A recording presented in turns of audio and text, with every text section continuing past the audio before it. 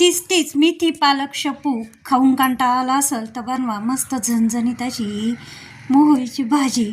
आता सगळ्यात आधी पानं स्वच्छ असे पानं खुडून आणले होते आणि ते स्वच्छ असे धुवून घेतलेले आहे 2 ते 3 पाण्याने मावा असल्यामुळे. आणि फक्त अगदी 2 मिनटं कापली आणि 2 मिनटं पाण्यामध्ये शिजवून घेतलेली आहे भाजी.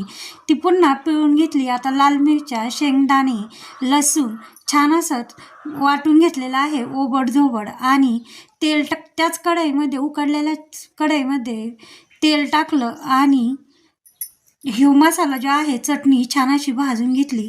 आता ही शिजवून घेतलेली भाजी जी पाणी निथळून घेतलेली ती भाजी या मसाल्यामध्ये टाकली. आता चटणी तळत असतानाच मी त्यामध्ये चवीनुसार मीठ टाकलं.